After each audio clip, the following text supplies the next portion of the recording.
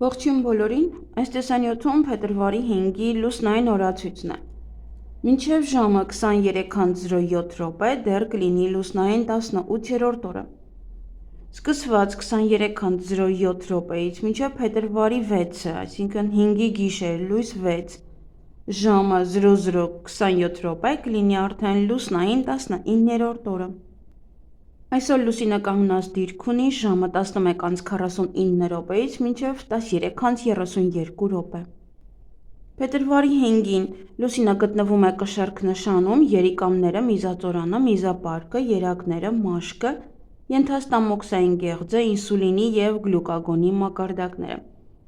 Մարմնի և օրգանների այս մասերը բավականին զգայուն են և ուշադրության կարիք ունեն։ Վիրահատություններ կարելի է, բայց ոչ նշածս օրգաններում։ Լուսնային 19-րդ օրվա խորհրդանիշը դա ցանցն է և սարդը, գայթակղությունը։ Օրվա կարգախոսը ոչ թե միայնություն, այլ մենություն։ Օրվա գույներն են կանաչը, կապույտը և դեղինը։ Օրվա քարերն են նռնակարը, լաբրադորիտը և մորիոնը։ 19-րդ լուսնային օրը կոչվում է սարդ, չարաբաստիկ օրը, նեռի օրը, ծանր օրը։ Սարդը հանդես է գալիս որպես ճակատագրի ստեղծող։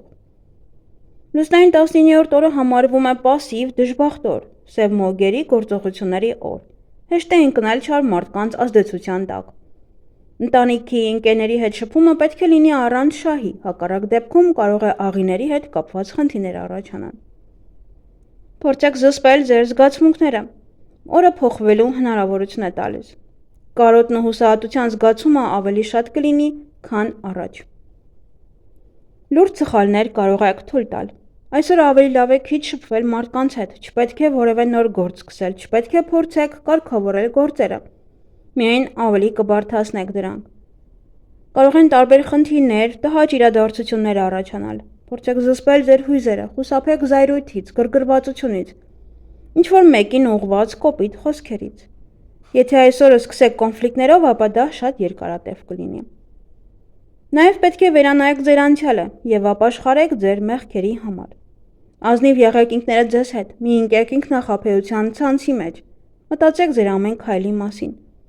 Ձեր արարքները 19-րդ լուսնային օրը գնահատվում են բարձրագույն ուժերի կողմից։ Եթե ինչ-որ տանը կամ սենյակում վատ եք զգում, ավելի լավ է անմիջապես հեռանալ այդ վայրից։ Պետք չէ շփվել տհաճ և անծանոթ մարդկանց հետ, ինչպես նաև հանդիպել նոր մարդկանց։ Այդ օրը սկսվում է դեպրեսիան, ուժեղանում են վախերն ու ինքնավստահությունը։ Դուք հեշտությամբ կարող եք հավատալ և ինքներդ ձեզ համոզել, որ ինչ-որ բան իրականում գոյություն չունի։ Այսօր շատ լավ կլինի տան էներգետիկ մաքրում և ընդհանուր մաքրում իրականացնել, մաքրել կուտակվածը, դուրս հանել հին ու ավելորդ իրերը, մաքրել այնտեղ, որտեղ շատ հազվադեպ եք մաքրում։ Սա կթարմացնի տան էներգիան և կբերի թարմ ու մաքուր թրթռումներ։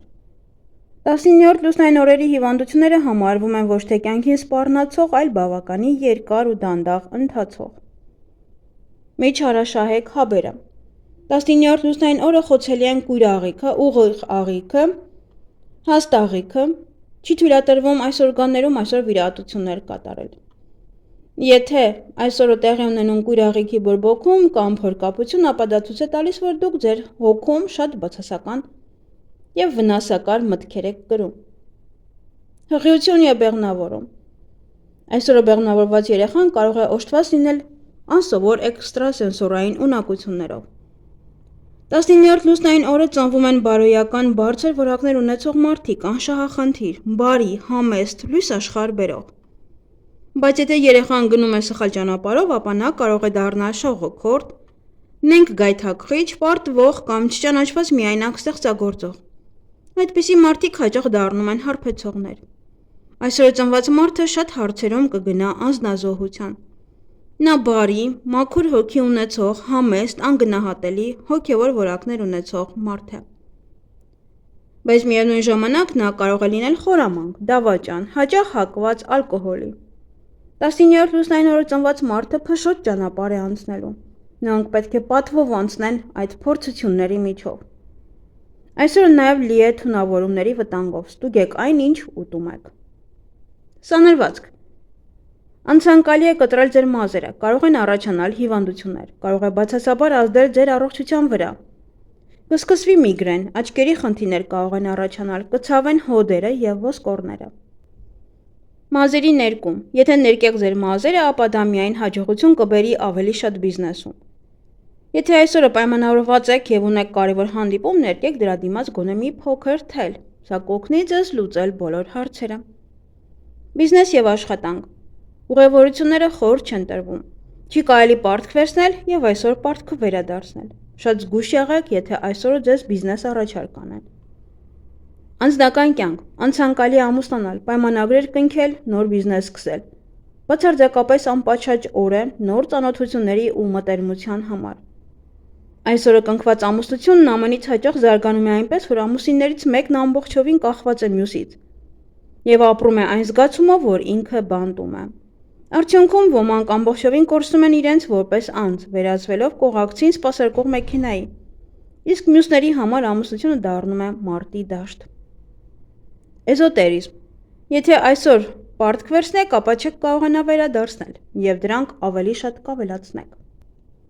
Կարող եք տոնը մաքրել մոմի օգնությամբ, մոմը ձեռքին պտտվելով տան մեջ ժամացույցի սլաքների ուղղությամբ։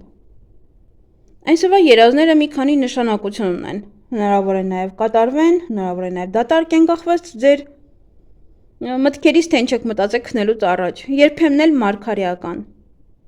Այգեգործության համար անբարենպաստ օր է, հարկավոր չէ ոչինչ անել։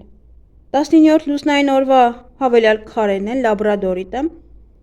քրիզոլիտը, կանաչ նռնակքարը։ Այսօրվա հանքանյութերն իրենց էներգիան փոխանցում են մարդուն, ուժեղացնելով կամ նվազեցնելով նրա հույզերն ու բնավորության որակները։ Ինչ կարելի անել այս լուսնային օրը։ Մի օր անցկացրեք մենակ, վախերի դեմ պայքարեք։ Սովորական առօրյա գործերով զբաղվեք, ազատվեք աղբից, տունը մաքրեք և զարդարեք։ Մարտարվեստով զբաղվեք և մրցումներով։ Եվ ինչից պետք է խուսափել այս լուսնային օրը, դժվար մարզումներից, մեծ գնումներ կատարելուց,